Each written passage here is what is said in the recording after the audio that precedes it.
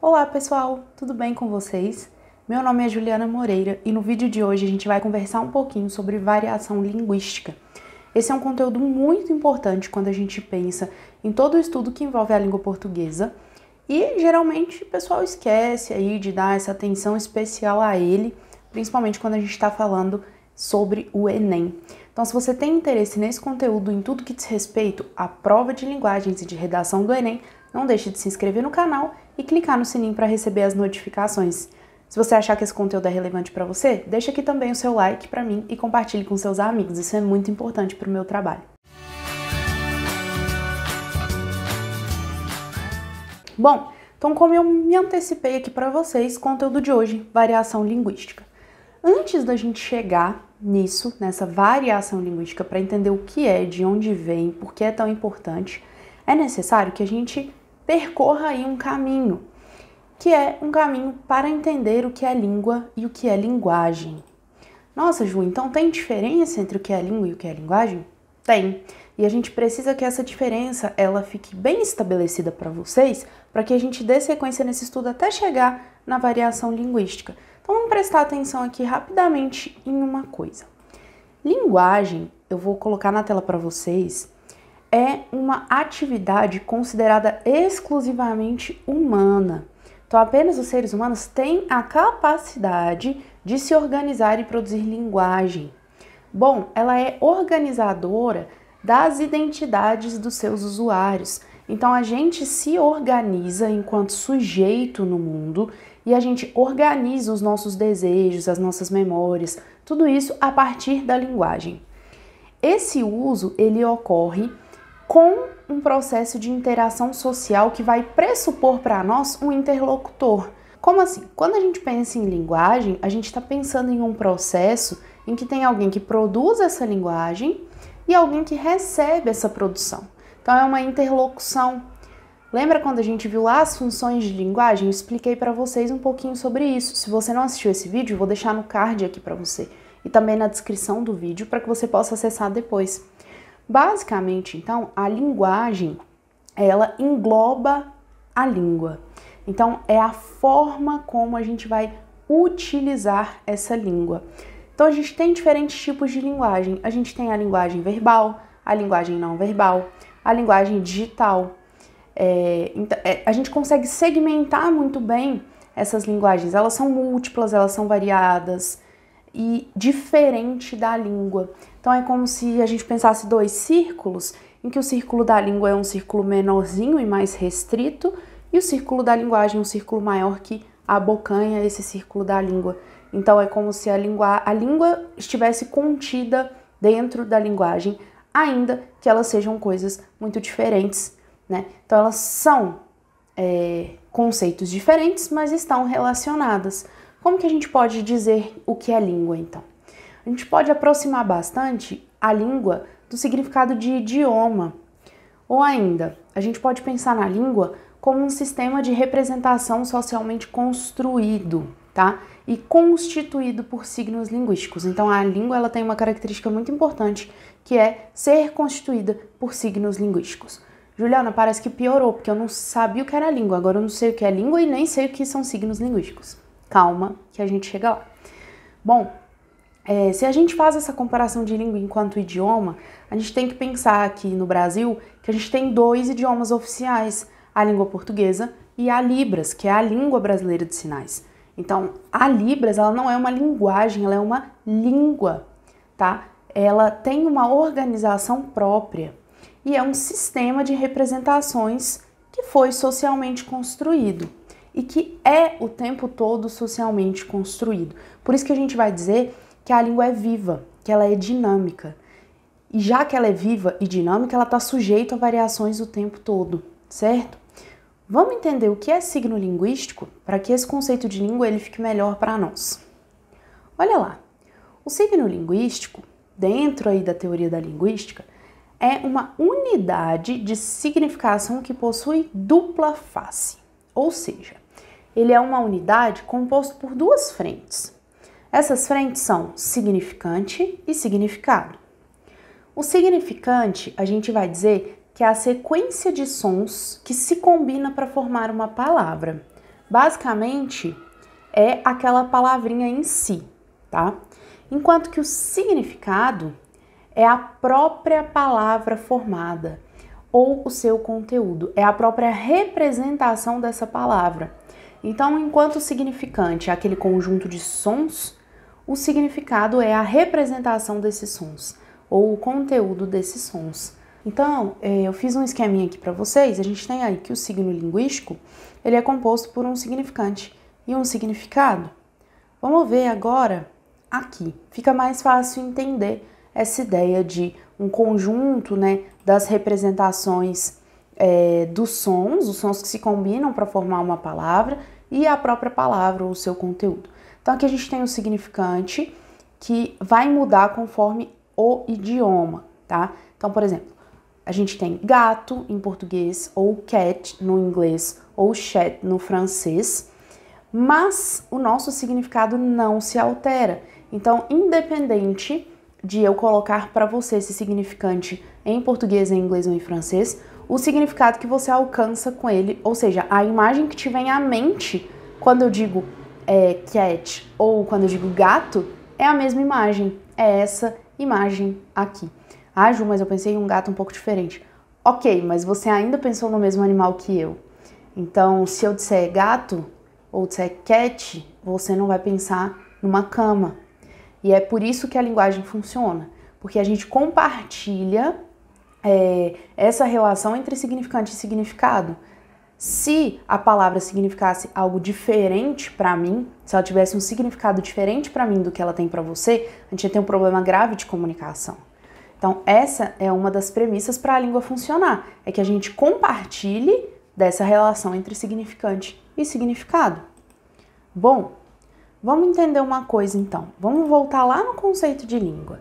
Então, agora a gente já sabe que a língua é uma aproximação do idioma em termos de conceito, e a gente sabe também que ela é um sistema de representações socialmente construídas. Ou seja, a língua, ela não é algo que está dado, não é algo fixo, não é algo rígido.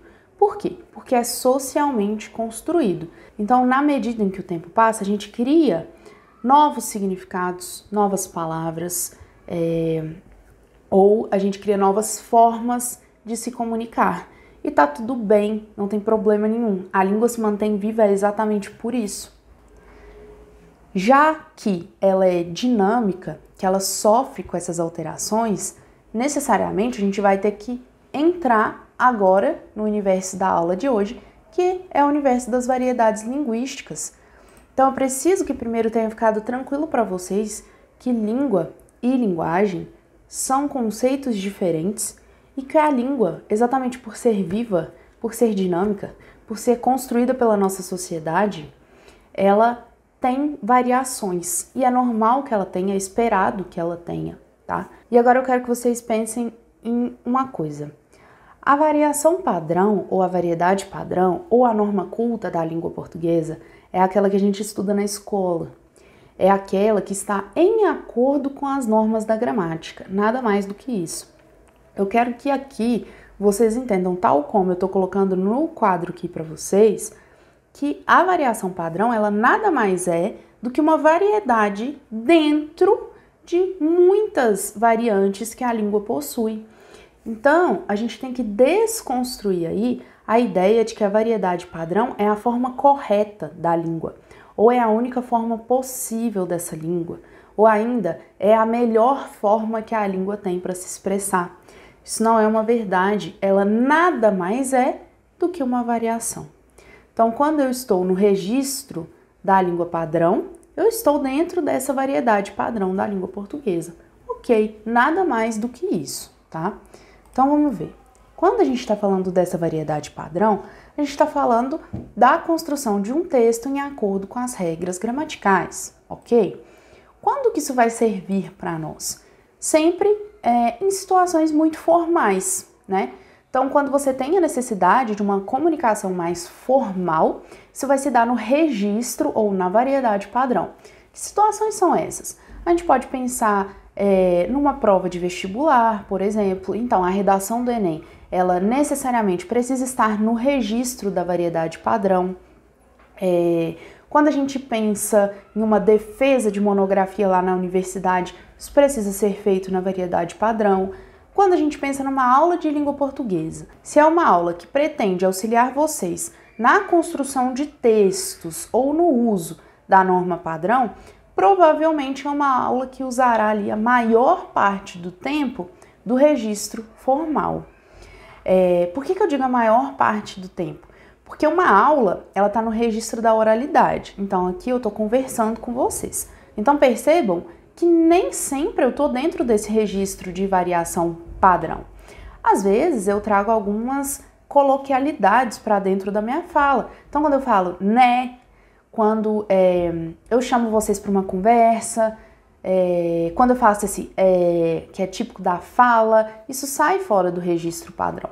Então, outra questão que a gente tem que perceber é a seguinte: essa variedade padrão, ela funciona muito bem no registro escrito. No registro oral ou verbal, ela quase nunca se concretiza 100%. Mesmo se a gente fala de uma entrevista de emprego, se a gente fala de uma defesa de mestrado, de doutorado, de situações que exigem uma formalidade, a gente não sustenta essa variedade padrão 100% do tempo.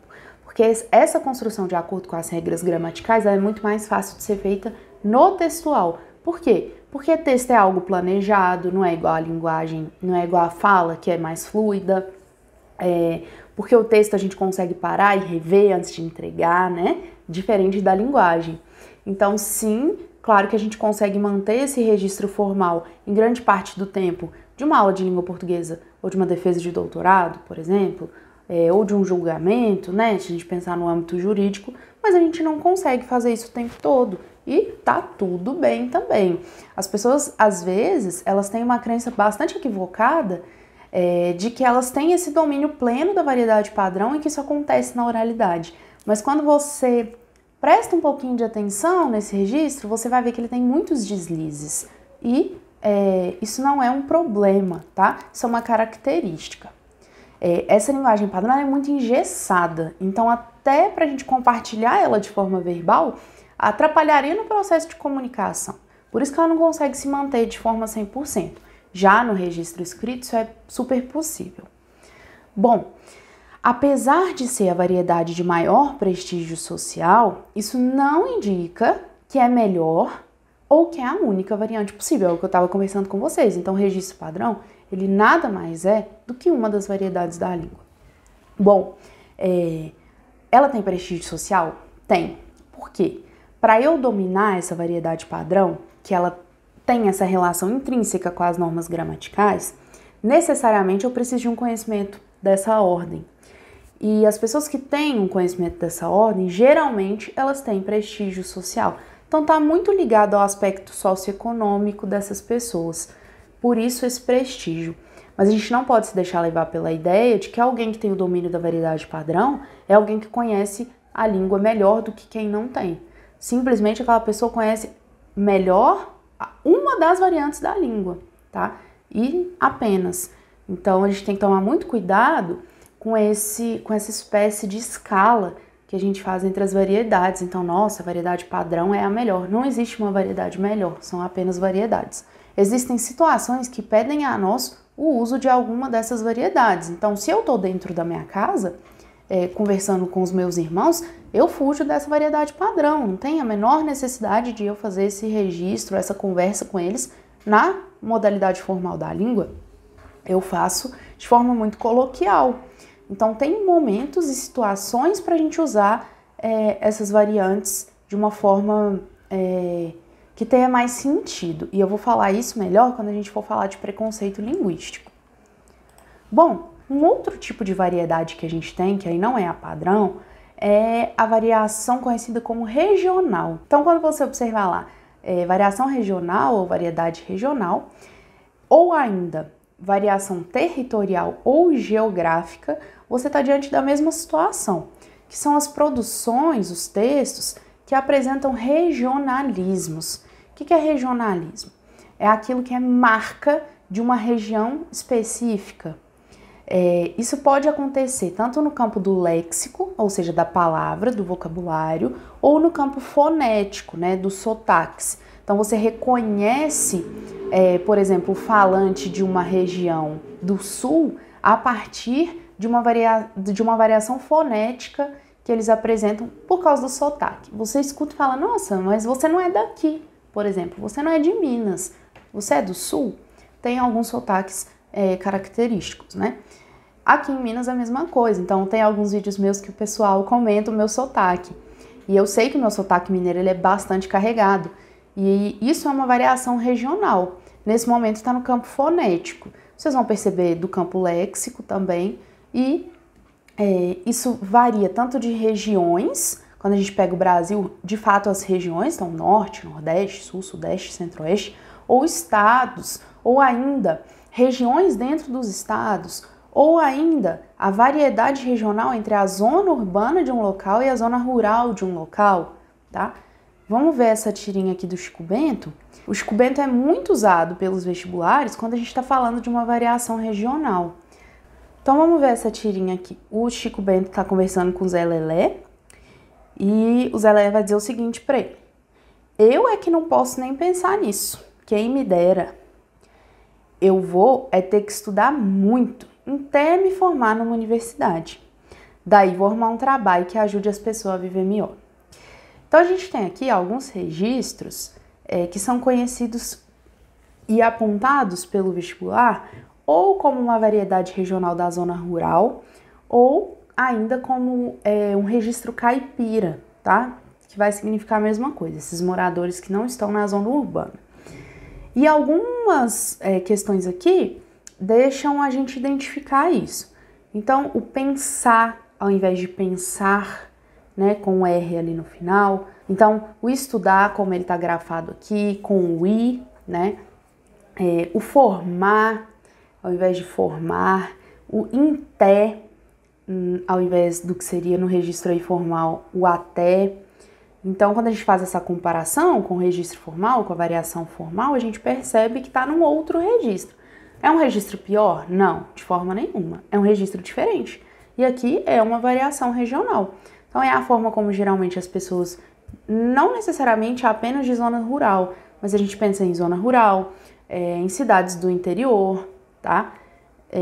Se aproxima muito da forma de falar do interior de Minas, até, inclusive, quando eu vou ler essas tirinhas como morador e nascido no interior de Minas, eu não tenho nenhuma dificuldade. Para mim é muito fluida essa linguagem, porque é muito próximo do que a gente costuma dizer aqui.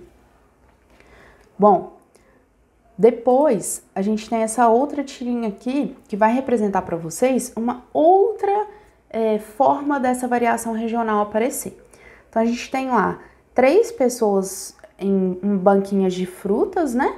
E um fala assim, olha a tangerina, o outro fala, olha a bergamota, e o outro fala, olha a mexerica. Mas eles estão vendendo a mesma fruta. Então, essa variação ela é simplesmente regional. Em alguns lugares do país, essa fruta é conhecida como mexerica, em outros é conhecida como bergamota, em outros como tangerina. É exatamente a mesma fruta, quando a gente pega ali para comer, por exemplo. Então, essa é uma variação regional. Vai depender de onde você está, o nome que se dá à fruta. Bom, além das variações regionais, a gente vai ter também as variações sociais. Quais são essas variações sociais? Os jargões. Jargões nada mais são do que vocabulários específicos de cada profissão. Então, os médicos têm os seus jargões, os engenheiros têm os seus jargões, os físicos têm os seus jargões. Cada profissão vai ter um vocabulário bastante específico daquela profissão, daquele meio de trabalho e estudo. A gente tem as gírias, que são uma variedade social. Então, as pessoas mais velhas, por exemplo, elas costumam ter uma dificuldade de, às vezes, compreender o que as pessoas mais novas estão conversando quando há o uso de muitas gírias, porque essas gírias elas são geralmente relacionadas a pessoas mais jovens. A gente tem uma variação de faixa etária, exatamente porque as pessoas em faixas etárias distintas podem compartilhar de um vocabulário um pouquinho diferente. E as variações de sexo.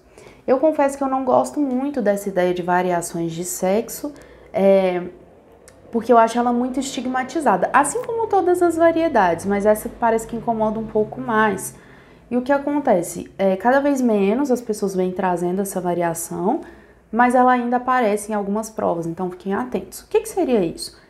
Você considerar, por exemplo, que homens tendem a falar mais palavrões, por exemplo, do que mulheres. Ou você considerar que mulheres tendem a usar o diminutivo mais do que os homens. Esse tipo de diferença entre os sexos é marcado também como uma variação social, apesar de estar caindo muito em desuso essa ideia. Bom, vamos ver essa tirinha. A gente tem aqui um médico e um paciente. E o médico vai dizer o seguinte: de acordo com o laudo, você está com um processo de intumescência resultante de lesão inflamatória e necrose subcutânea. Depois de ouvir isso do médico, né, o paciente fala: meu Deus, doutor, e quanto tempo que eu tenho de vida? E aí o médico diz: não se preocupe, é só um furúnculo. Ou seja, na primeira quadrinho da tirinha aí, a gente tem o médico utilizando jargões. São palavras conhecidas dentro do campo da medicina, mas quem está fora desse campo não domina esses jargões. E nem tem que dominar, tá tudo bem. Mas como esse domínio não acontece, a pessoa se assusta. Caramba, foi um tanto de palavra difícil, eu devo estar morrendo. E aí o médico faz essa espécie de tradução, né? Ele retira dos jargões para uma linguagem que seja mais acessível. Ele fala: não, você só tem um furúnculo, tá tudo certo. Então a gente tem que ver e pensar o seguinte: quando a gente for falar de preconceito linguístico daqui a pouco, eu vou colocar isso para vocês, mas essa tirinha é boa para vocês pensarem o seguinte: um bom conhecedor da língua não é aquele que domina a variedade padrão, é aquele que sabe se adaptar aos diversos contextos de comunicação. Então, um bom conhecedor não é o que tem domínio dos jargões da medicina, é aquele que consegue pegar o que está ali imbricado nesses jargões e colocar para uma pessoa que não tem esse conhecimento de forma bastante simples. Então, essa capacidade adaptativa que a gente tem em relação à língua é que vai dizer do seu maior ou menor domínio sobre ela. Então, às vezes, uma pessoa tem um domínio ali excepcional da norma padrão da língua portuguesa, mas se ela precisar se comunicar com uma pessoa que não tem essa instrução ou que realiza ali a sua comunicação num registro que não seja da norma padrão, essa pessoa sente dificuldade. Ela não consegue simplificar a linguagem dela ou ela não consegue transformar essa linguagem dela em um conteúdo mais acessível para as pessoas que não têm domínio da norma padrão. E as pessoas não têm que ter esse domínio, e essa é a dificuldade de alguns entenderem. Por isso que um bom conhecedor da língua é aquele que sim conhece a norma padrão e sim consegue transformar essa norma padrão em qualquer outra variante para manter a melhor comunicação. Bom, vamos ver mais uma variedade social aí. A gente tem uma tirinha com pessoas jovens aqui, 4 pessoas jovens e uma senhora aqui atrás, né? E a gente tem lá: rola, é nóis, só, demorou. E a senhora tá com uma cara de interrogação, né? Tipo, meu Deus, o que eles estão falando? Eu não entendi nada da conversa. É uma forma de variação social e aqui ela pode estar relacionada a 2 questões. É uma forma de variação social que aqui pode estar relacionada a 2 questões. A faixa etária, que são diferentes, então isso em alguns momentos dificulta a comunicação. E a outra questão aqui é a do uso das gírias, né? Então, da mesma forma como o médico usa os jargões, há grupos que usam gírias e usam muito essas gírias para se comunicar. Então, quando vocês usam alguns termos com pessoas que estão fora desse ambiente, às vezes elas não vão mesmo entender. E nem não precisam ser gírias necessariamente. Essa diferença de faixa etária, ela se encontra em outros momentos. Então, quando eu digo, tô conversando com a minha irmã e a minha avó tá na sala com a gente. Aí a minha irmã vira para mim e fala: nossa, você viu que aquela celebridade foi cancelada na internet? A cara da minha avó é a mesma dessa senhora. Eu falo: quê? Não faz sentido isso para ela. Então, existe uma diferença aí de variedade, né? Minha avó não domina essa variedade que tem esses léxicos, essas palavras derivadas mais de quem está no universo da internet. Bom, a gente tem ainda um outro tipo de variedade ou de variação, que são as variações históricas. Então, essa variação histórica nada mais é do que as alterações que o idioma vai sofrendo ali ao longo do tempo. Essa variação pode ser ortográfica, então a gente tinha antes farmácia escrito com PH, hoje é farmácia com F. Isso é uma variação histórica, tá? E de ortografia. Pode mudar a semântica, que é o sentido, pode mudar o léxico, que é a própria palavra e o seu significado, pode mudar a fonética, né, os sons ali, ou pode ser no nível da sintaxe. Esse é um pouco mais difícil porque diz respeito à organização do texto, mas há registros de pequenas modificações sintáticas ao longo da história. Então vamos ver isso aqui, ó. A gente tem a carta de Pero Vaz de Caminha do século XVI. E olha um pedacinho dessa carta, né? De ponta a ponta é tudo praia, muito chã e muito formosa. Nela até agora não podemos saber que haja ouro nem prata. Porém a terra em si é de muitos bons ares, assim frios e temperados. Águas são muitas, infindas, e em tal maneira é graciosa que, querendo-a aproveitar, dar-se-á nela tudo por bem das águas que tem. Porém, o melhor fruto que dela pode tirar, me parece, será salvar essa gente. E esta deve ser a principal semente que Vossa Alteza em ela deve alcançar. Então percebam que aqui a gente tem uma compreensão, porque a gente está partilhando de uma língua, mas em muitos momentos a gente dá uma travada, né? Nossa, não entendi direito o que ele quis dizer aqui. É muito diferente da forma como a gente registra a língua hoje. E essa diferença, ela tá dentro dessa variação histórica, tá? Por quê? Porque o Pero Vaz de Caminha tá lá no século XVI, a gente tá aqui no século XXI, então com certeza vai haver essa diferença. Mas percebam que ainda não se tratam de línguas distintas, então um pouco do que foi registrado aqui, a gente consegue sim compreender. O Marcos Banho, que é um linguista brasileiro, ele defende a ideia de que nós não temos uma língua portuguesa, nós temos uma língua brasileira, porque o português falado aqui no Brasil é bem diferente do português falado em Portugal. Então, em alguns momentos, essas línguas se aproximam e a gente consegue compreender, né, manter um diálogo. Em outros momentos, ela se torna bem diferente, tanto em termos de significado de palavras, quanto das palavras que existem no vocabulário, quanto da fonética, né, do sotaque que um país tem e o outro país tem. Então ele faz essa defesa de um português brasileiro. Isso é bem interessante da gente pensar, né? Como que são línguas iguais, teoricamente, mas muito diferentes entre si. Assim como quando a gente pensa no português brasileiro, né, nesse português que é falado aqui no Brasil, a gente também tem diferenças muito grandes. Por exemplo, vou dar um exemplo aqui da minha vida, tá? A minha irmã uma vez me contou, hoje ela mora em Recife, mas ela é nascida em Minas, morou em Goiânia, depois se mudou para Recife. E aí ela me contou que ela estava no supermercado e a amiga dela, né, elas dividiam a casa, e a amiga dela falou: olha, traz fiambre para mim. E a minha irmã ficou com cara de interrogação, porque ela não fazia ideia do que era fiambre. E aí depois a gente foi descobrir que fiambre é presunto, mas é a forma como eles chamam presunto lá, e aqui a gente chama presunto. Então, se ela quisesse comprar um fiambre aqui em Minas, eu acho que poucas pessoas saberiam o que é. Assim como quando a gente vai comprar presunto lá, é fiambre. Então, são palavras diferentes, né, que mostram o quanto a nossa língua é rica. Não existe, presunto é melhor do que fiambre ou fiambre é melhor do que presunto. Não tem melhor, né? Tem que cumprir o papel comunicativo. No final das contas, elas se entenderam e o presunto estava em casa, o fiambre estava em casa. Então, a gente só tem que valorizar isso, né? Porque demonstra a riqueza da nossa língua, a variedade que a gente tem. E a gente não tem que tentar padronizar isso, porque a língua, ela é uma construção social, ela é viva, ela é dinâmica, ela vai mudar. Então não adianta a gente tentar conter isso, nem faria sentido, tá? Bom, eu vou comentar isso aqui com vocês, mais uma vez, trazendo o Marcos Banho. Eu vou só passar pelo preconceito linguístico, porque eu acho esse um tema muito necessário e eu vou fazer um vídeo exclusivamente sobre isso. Mas a gente já vai dar início a esse estudo aqui. O que seria o preconceito linguístico?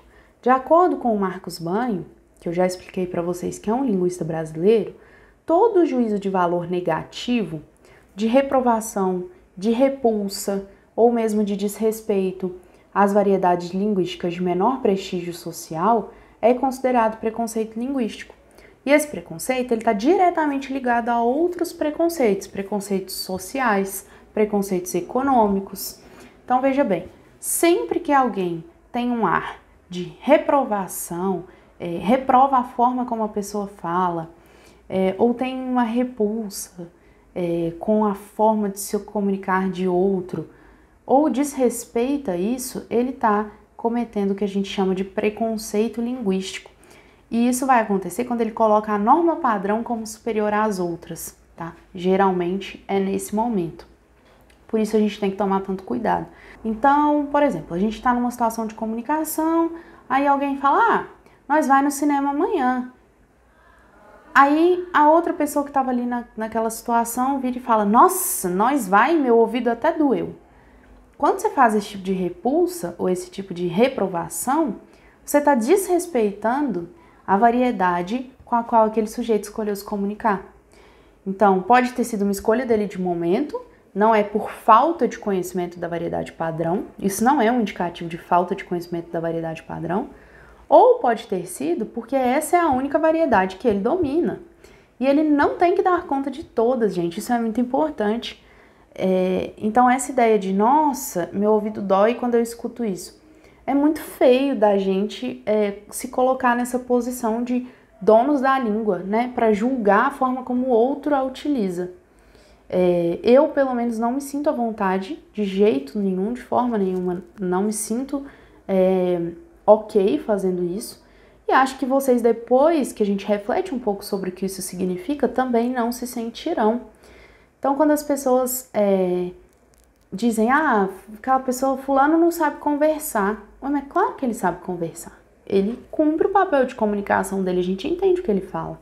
Não é, e ele nos entende. Não é porque ele não está no registro ali da variedade formal que ele não sabe se comunicar, ou que ele não sabe conversar. A gente tem que quebrar com essa noção, né, de que aquele que domina a norma culta é melhor do que outro, de alguma maneira. Dito isso, é só uma pequena provocação para a gente começar a pensar sobre esse assunto. Eu vou gravar para vocês uma aula apenas sobre preconceito linguístico para mostrar nas situações cotidianas como isso acontece, mas eu tenho certeza que vocês já se depararam com esse tipo de comentário. A pessoa não sabe conversar. Dói o meu ouvido de ouvir a forma como você fala isso.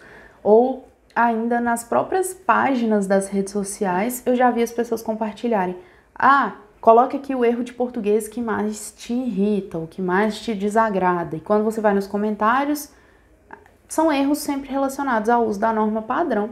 Então a gente tem que parar com essa ignorância que nós temos de acreditar que a variedade padrão ela é superior a alguma, né? Na verdade, a ignorância não está naquele que não tem domínio da norma, está em nós que achamos, né, em algum momento, ou fomos ensinados dessa forma, de que essa norma padrão ela é melhor do que as outras. Bom, Ju, então você está dizendo que essa variedade formal ela não é importante? Não, de forma alguma. Tanto ela é importante que ela é ensinada nas escolas, que você vai precisar dela nas universidades, que você vai precisar dela em situações formais e que ela te dá ferramentas para dominar melhor algumas atividades. Então, por exemplo, a pessoa que tem um melhor domínio da variedade padrão, da variedade formal, ela consegue ter acesso ao conhecimento por muitas formas.